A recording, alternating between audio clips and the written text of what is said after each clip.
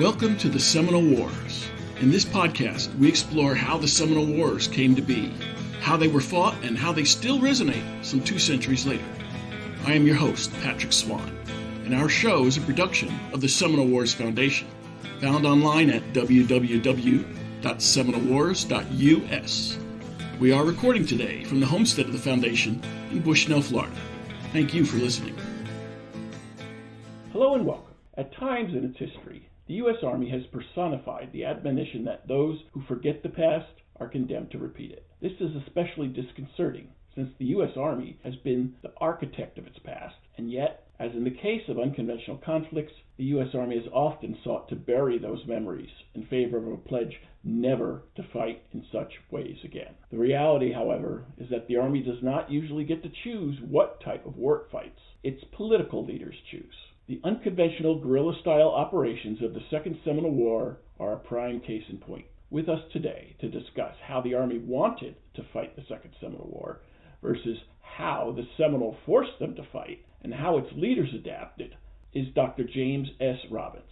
Dr. Robbins is an author, political commentator, and professor with expertise in national security, foreign and military affairs, military history, and American politics. Dr. Robbins' books include Last in Their Class, Custer, Pickett, and the Goats of West Point. During his years in government service, Dr. Robbins directed the U.S. intelligence community Center for Academic Excellence and also taught international relations at the National Defense University and at the United States Marine Corps Command and Staff College. His insights gained from researching and writing Last in Their Class inform our discussion today about adaptability against adversity. Dr. James Robbins, welcome to the Seminole Wars. Well, thanks for having me on. You talk in your book, Last in Their Class, about the goats. Who are the goats, and what goats stand out in West Point's history that may be applicable to the times that we study, the Second Seminole Wars?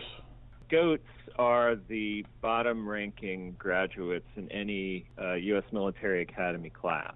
And there has been a tradition over the years of honoring the last man or the goat. They give him $1 from every other member of the class, which, these days can add up to a lot of money.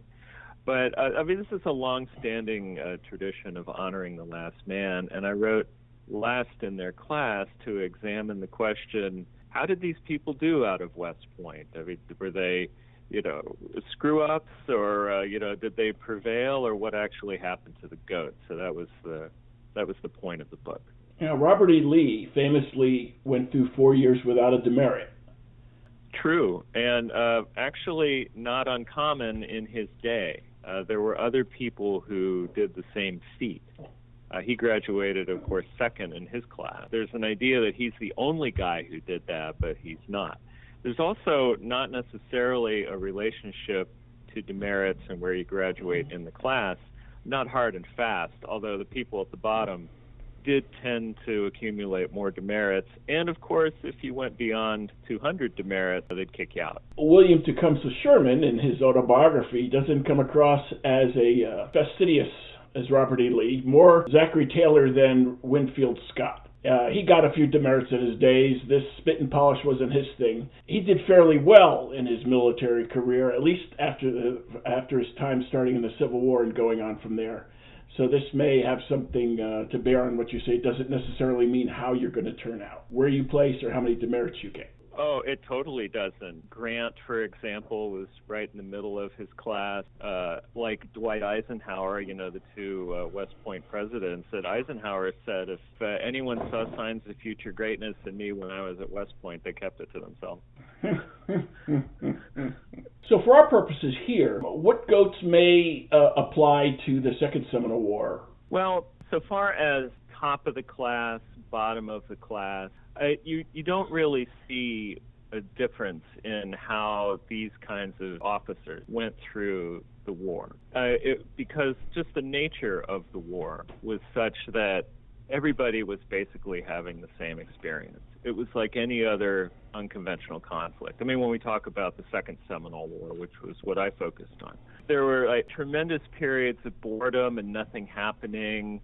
And then there might be a massacre. There might be a small skirmish somewhere. And then you get back to just camp life. So whether you were at the top of the class, the bottom of the class, you were pretty much having the same experience in this time. Whether you were in the top or the bottom of your class, the skills that you had didn't necessarily prepare you for fighting in Florida.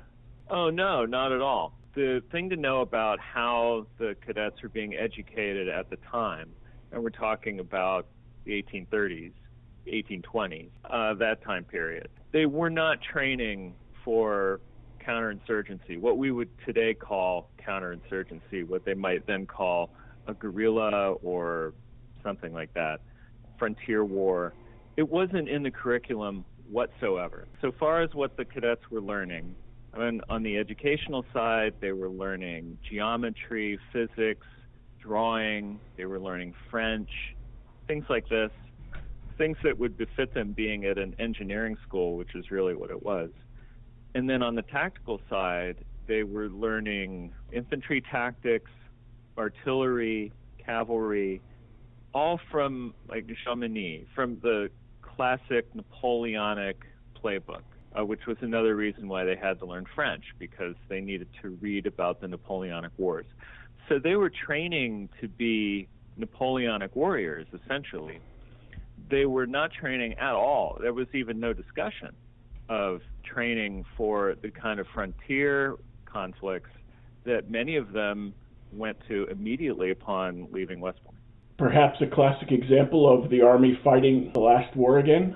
In part, it's that. It's also that they were preparing for like the worst case war or the biggest war. Because if you have a big war, and the big wars are less frequent, but they're also the most important. So if you're not ready for that, then you're not ready. The small wars are more frequent, but they're less risky. I mean, there's no chance that the Seminole War was going to somehow result one day in the Seminoles marching on Washington or something. You know, I mean, the worst case in the Seminole War was it would just keep going. So the Army, or the military in general, has traditionally trained for the worst contingency and the biggest contingency, not necessarily the most frequent one. And the most frequent ones are often looked at as a sideshow. Right, because usually the risk is lower. But, you know, the problem with that is if you don't take it seriously, these small wars, once they get into the political realm, then they become much bigger. You know, they become amplified. We saw that during the Second Seminole War when it had a definite impact on the presidency of Martin Van Buren. I'm not going to say that it cost him his second term, but it didn't help. And we've seen that throughout. I mean, when you talk about the Vietnam War, for example, and I also wrote a book on the Tet Offensive, when the wars become small wars, when they become more about politics than about the war itself, and we know that war and politics are highly interconnected, but when they enter the domestic political realm, and then it almost becomes that it doesn't matter what happens on the battlefield, that war is going to be lost. And certainly with the Second Seminole War, the president who followed Jackson was his vice president, and the policy was Indian removal. And he's a successor, and he's still carrying out the policy of Indian removal. The facts on the ground may say, we're not going to be able to remove these folks, except at great cost. But the political decision is, great, the policy is Indian removal, get back to it. Right, and also since the policy was kind of grinding on, it wasn't at first, not, you know, after the first initial things that set the war off, the massacres, like Dade massacre that kicked it off, you know, in a big flurry, once it kind of reduced down to the undercurrent of politics, it just became this grinding and expensive and embarrassing conflict that I don't think the Van Buren administration knew what to do with. It wasn't until we got John Tyler as president, Harrison serving a month and not really having a chance to weigh in or shape it, who looked at it and, we'd say in colloquial terms, saw that he didn't have a political dog in the fight. Why are we doing this again? It's costing us how much? Hey, Secretary of Defense, wrap this thing up. Yeah, exactly. Yeah, they could declare victory. And in fact, victory had been declared several times in the Second Seminole War, and then the Seminoles kept showing people that victory had not been achieved. And so, finally, when you get to Tyler, he can just say, we're just going to say it's over. We're going to get rid of whoever we still have to deport. We're going to deport the rest of it, forget it, and then it's pretty much on to Mexico after that. Back to West Point. As a newly commissioned officer who'd gotten training and education from West Point, what did the Army expect of them? What did the Army want them to do as a new lieutenant? Well, this is where actually class rank does come into play, because the top-ranking cadet, when they graduated and were commissioned, they were given jobs like topographical engineering or ordnance. The things where you really had to have skills, you really had to have learned something, you need your math skills, you need other kind of skills like that. And people at the top tended to go off, and they were doing those kind of things that were important for the country and for developing the country, mapping it, exploring it, building the infrastructure, building the coastal defense forts, which, speaking of high-cost items, I mean, this is something that people don't remember a lot. The original Homeland Security, when we built these forts all around the country against British or Spanish invaders that were never actually used except in our Civil War. But those were the kind of things, building and manning those forts, building the roads, the canals. This is what the top of the class was doing. When you get down to the training at the people at the bottom of the class, they tended to go into artillery, or lower down would go into infantry, and then at the bottom they'd be going into the dragoons. I don't know why the horse soldiers were at the bottom, but there they were. And so these were the people who tended more to be posted to places like Florida, people who were more in the combat arms. And the other people at the top of the class tended, not all the time, but they tended to go off and do these other things. One of the benefits of the Second Seminole War, if one could actually find a silver lining benefit from it, is that so much of Florida then got mapped and some roads got built. That's true. When they were particularly implementing Taylor's plan to break Florida down into little cantonments, little boxes, and when they essentially boxed off the enemy, that did require road building, fort construction, mapping, and really understanding the area. And it's not that the top of the class people weren't serving there. I noted in the book that the number 2 guy in the class of 1830, Lieutenant Basinger, was killed with Dade at the opening of the conflict. So there were some higher-ranking West Pointers in Florida. It wasn't all the bottoms. These are good skills, the things we talk about. These are good skills in officers to have in a peacetime army. But when you're trying to fight a guerrilla war, these skills may be able to help the army to go out to have an open field battle because the roads are there. But they're not really adequate for actually waging the war. Well, in the guerrilla phase, it's definitely not as useful. But they had to learn by doing. And you see this in a lot of our unconventional conflicts, where the commanders and the politicians who are telling them what to do go in with an idea of how to fight the war, but then the war goes in a totally different direction. And so you see a series of adaptations. You see a series of commanders, like we did in the Second Seminole War, where you'd have a new general every couple of years coming in with a new concept of how to fight this thing. And essentially, it's just a series of adaptations where they finally figure it out, and either the enemy is worn down, or the cause of the conflict goes away, or something. But it's just, adaptation, one step after another. Eventually, they figure it out. There were some things the Army just didn't want to do, maybe for moral reasons, maybe for professional reasons. At the beginning, Andrew Jackson said, do like me, go burn the villages and steal the crops and so forth and starve them out. And the Army was not really wanting to do that, and yet by the end, that became a policy that the Army had to do to wrap up the fighting.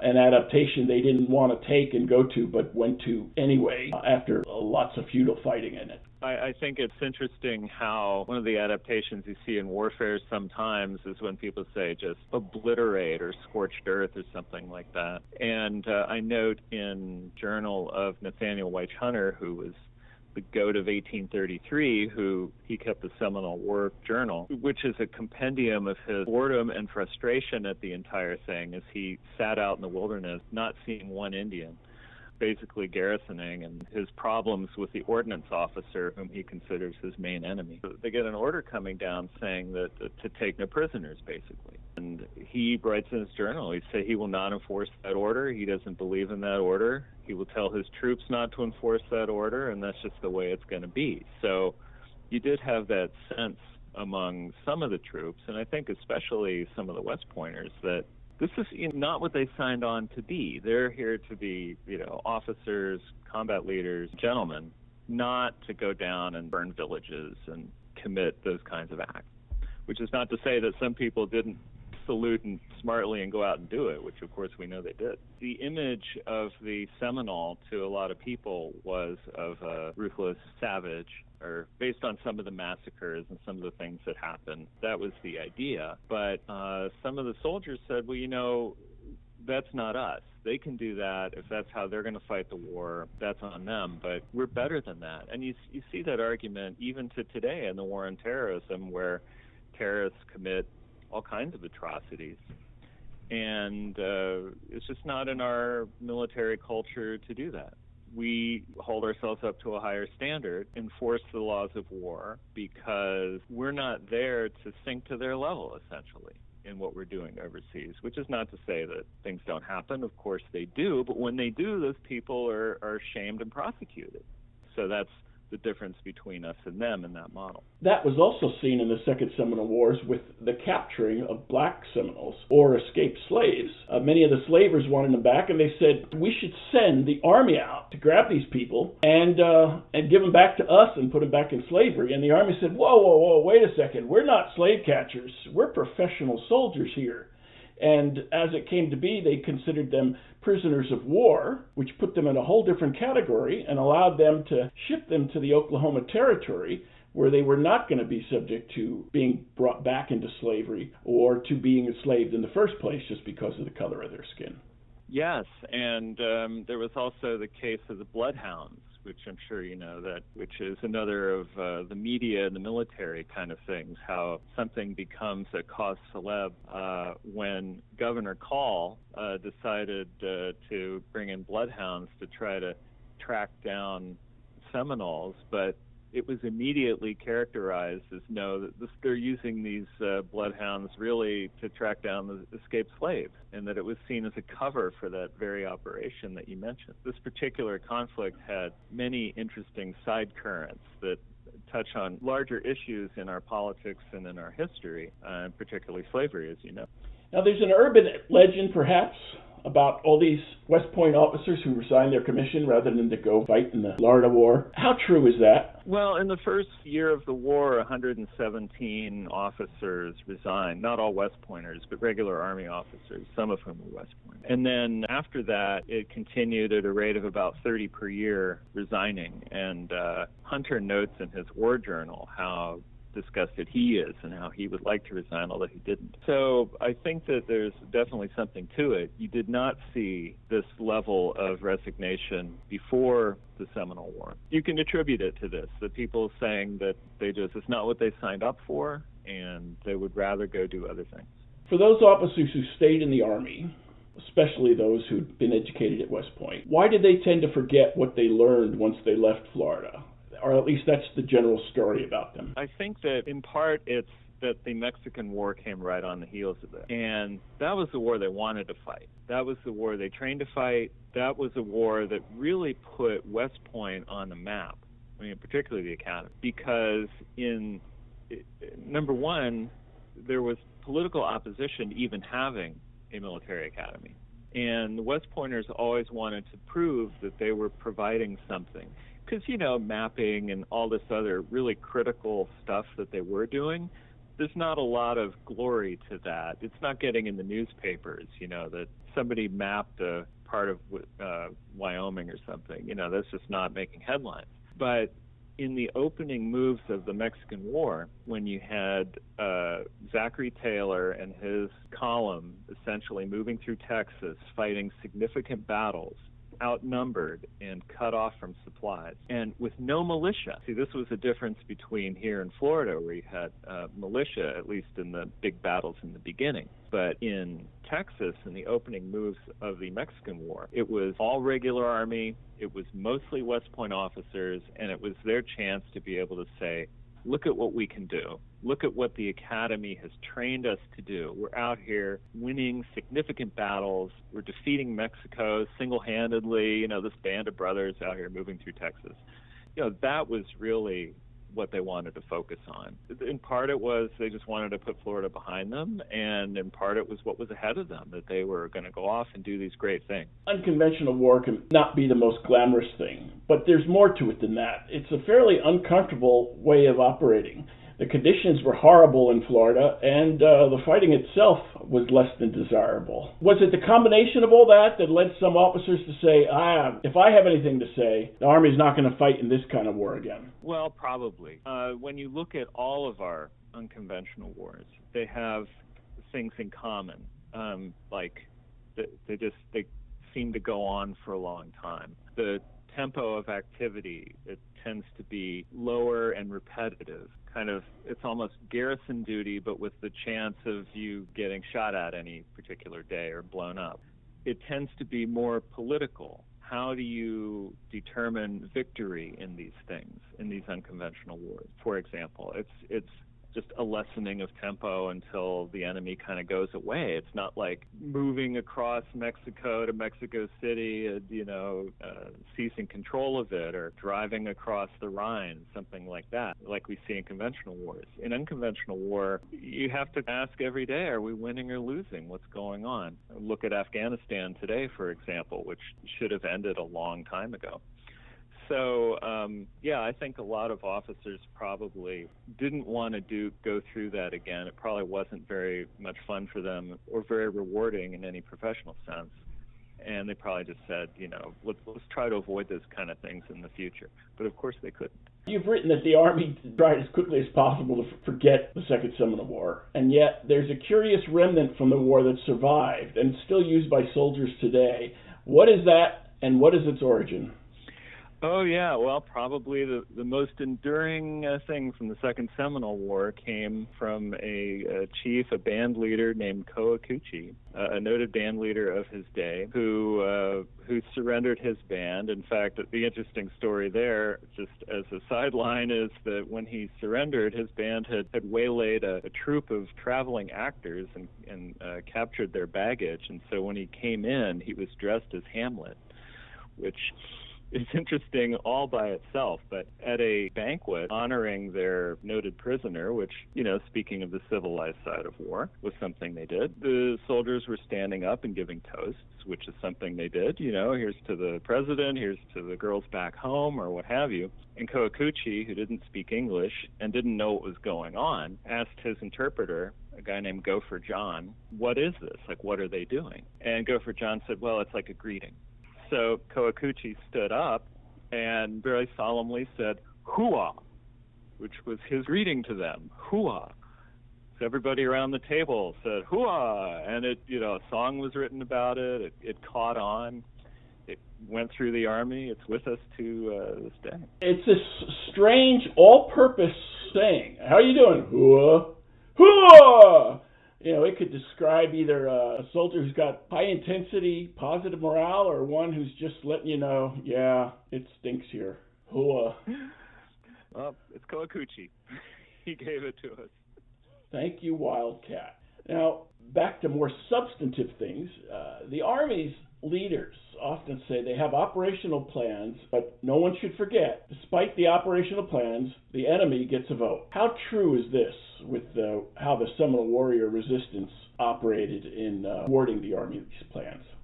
Oh, definitely, because the plans weren't so great to begin with. You had kind of the typical problems that you see in unconventional war. Right off the bat, they misestimated the number of enemy, for example.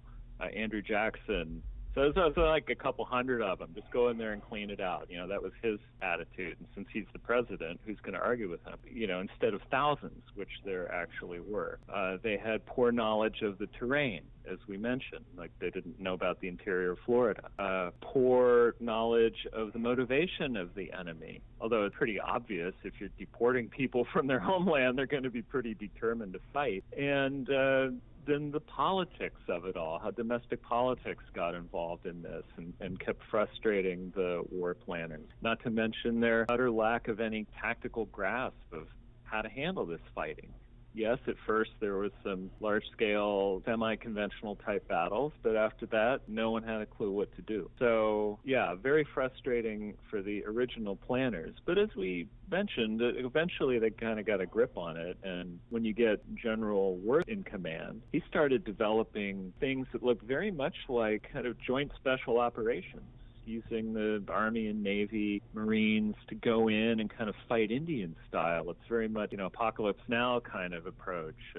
Colonel Kurtz, fight it their way, which is very interesting when you look at contemporary special operations and how it's been developed. But really, I think the roots of it, in a formal sense, were from the Second Seminole War. And just because the enemy gets a vote doesn't mean that vote is consequential, as General Worth was able to show in the end. General Worth was willing to learn from the Seminoles how to fight them. He kind of observed how are things going and how do we adapt to this situation. It's very interesting what he did. He was definitely not a guy who was looking for the decisive battle, like we're going to have the one thing that finishes it. His approach was incremental and it was adaptive and ultimately effective. So there's an officer who's able to take the unconventional warfare lessons to heart and employ them successfully. However, in later wars, Mexico and the Civil War, what examples are there of officers who took these type of unconventional warfare lessons to heart when the situation demanded it and employed them on behalf of either the Union Army or the Confederate Army? Well, it's really hard to find people who come out explicitly and say, according to what I learned in Florida, I'm going to do this. It's very difficult to find lessons learned like we might see today, lessons learned from Florida that were directly applied. I really didn't come across anybody who was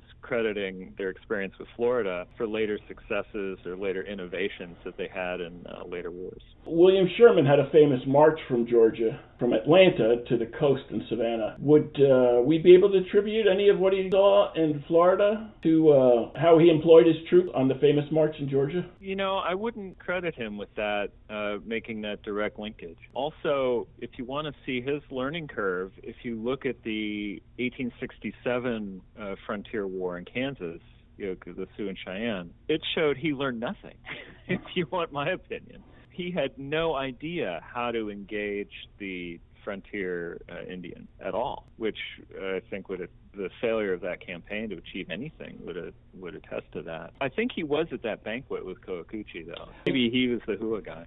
Well, I read that he's the one who escorted him in.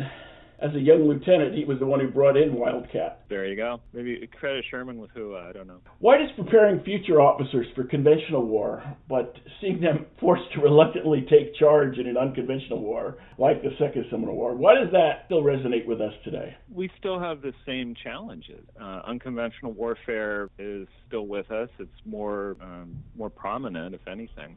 Yet we also still have conventional major conflict type situations, which is still the biggest and most complicated type of warfighting. I taught in programs for the government, for the Marine Corps, and also at National Defense University, mainly in the counterterrorism, counterinsurgency area. And for example, if you go back before 9/11, right before 9/11, I was working for the Marines and teaching in their command and staff college curriculum on what they called military operations other than war, which was basically this grab bag. Nobody knew what it was. It's like non-dairy creamer. You know what it isn't, but what is it? See, everyone knew what war was, and most of the curriculum, 80% or more, was on how you're going to fight at the operational level if you have to, take a air-ground task force and put it ashore somewhere. And these are very important skills that Marines and others in the Joint Force need to know. And it's very complicated. And nobody saw 9/11 coming. And so operations other than war, which we spent a few weeks on included everything else: counterterrorism, counterinsurgency, peacekeeping operations, peace enforcement, humanitarian operations, strikes and raids, military support to civil authorities, everything, and throw in law of war and just war and stuff like that too. All that stuff was crammed into a few weeks, and the whole rest of the curriculum was conventional warfighting. And 9/11 happened. Okay, suddenly everybody gets excited about counterterrorism, counterinsurgency. By that time, I was at National Defense University, and we did a program with Special Operations Command where we were training people in that. And there was this huge push on that. But that can't be your whole be-all and end-all. There's still China out there. There's still, Russia, whoever the next big looming threat is. So it's kind of the same thing. We're learning lessons, and we're learning a lot from all of our experiences out there. But these small wars aren't the biggest risk. The big war is the biggest risk. There's still nuclear weapons. There's still a need for, Space Force. There's still cyber terrorism, something we don't even understand yet. I don't know if you would call it unconventional war or what you would call it, but it's out there, and it will be a component of future conventional conflict. So again, we get back to that calculus. You have to plan for the worst case, but you're also going to get a greater frequency of the lesser case. So you really have to handle both things. If Jim Robbins was in charge back at the time of the Second Seminole War, how might you have said they should prepare or to wage the fight? It's hard to say. I think they should have done a lot more with what today we would call human terrain mapping, and getting to understand the different tribes, the different bands, trying to understand better what they wanted, how they could have been convinced to not do what they were doing. But again, you're constrained by, if you have a national command authority that says it is the policy of the United States government to hunt down these people and remove them to Oklahoma, then you've basically put the person on the ground in a situation where he can't make those deals. What do you want? What's it going to take to get you to stop fighting, or even to help us against, the next tribe? It's not going to work, because the people who are trying to get it to cooperate know that at the end of the day, they're going to have to go to Oklahoma. So I would say that the whole enterprise was hamstrung by this policy. And again, that gets back to war and politics. I mean, at the end of the day, the political leaders are going to be the ones determining your metrics. So if they say victory is achieved when we deport everybody, well, there's no way you can negotiate around that. And for better or worse, the generals get forced to be diplomats, but they're constrained by this. They could come up with a diplomatic way to entice the Seminoles to leave, or to leave the Seminoles alone, but the political leaders had the final say, and this was the policy they wanted to have implemented until they didn't. Absolutely. It's conceivable that you could have had a situation of trying to find a modus vivendi with the Seminole leaders where they could stay on their land and, try to have kind of a peaceable solution. A reservation type system, maybe. I don't know, but something better than we're going to uproot everybody and ship them away. I mean, tell me the difference between that and ethnic cleansing, other than they get to live. Well, one might look at Kosovo, or before Kosovo, because they prevented the worst of it over in Bosnia-Herzegovina, with a government that looked the other way while militias went out and ethnically cleansed. But I mean, they went out and killed people, whereas the army of a republic could not do that to carry out this policy. Yeah, and I think it's to the credit of officers like Nathaniel Weichhunter, whom I mentioned, who said, we get this crazy order, we're just not gonna do it. Period. I mean, it wasn't worth it to them to be that kind of soldier. Given that what we may see as the disconnect between the training at West Point and how the officers had to actually operate, would no training at all have served the officers better than the curriculum that the military academy offered them? No, I don't think so. If you look at the conduct of the militia in the war, not to dig on them, but they do what militia do. They want to run in and fight and shoot things up, and that's what they do. But the militia, their contribution to the war was in the beginning, when that kind of skill set, the grab your musket and go kick ass, was valuable. But in the later kind of counterinsurgency part of the war, you had to have training because you had to be able to keep discipline. You had to be able to know how to command and lead your troops. Even if the duty isn't fighting major battles, you could argue it's even more important in those situations where it's kind of a grinding day-by-day garrison situation to have people who are trained in, how to run things, how to just be a disciplined officer and kind of keep everything together. So in that, West Point training was really valuable because they had a lot of training in that, particularly just in the daily structure of being at West Point, where you were held under very tight discipline, and also in something they did at the summer encampment, which was part of the curriculum where they would just spend all summer living in tents and conducting themselves as though they were in a garrison. So I think that type of training was especially helpful, not so much the Napoleonic warrior kind of tactical training, but the other type of training, officership, leadership, and discipline. I think that was very valuable. So I mentioned in the beginning about adaptability against adversity. Is that the great lesson for officers, at least, that one could take from the Second Seminole War? Along with all the military education and training they had to learn adaptability against adversity, and that was on the field, not necessarily in the classroom. Oh, yeah, I think so. And I think that that's true even in conventional large-scale conflicts, but definitely very important in unconventional conflicts. And it's interesting, this kind of swings back to the theme of the GOAT. What you find with the bottom of the class type people, the top of the class people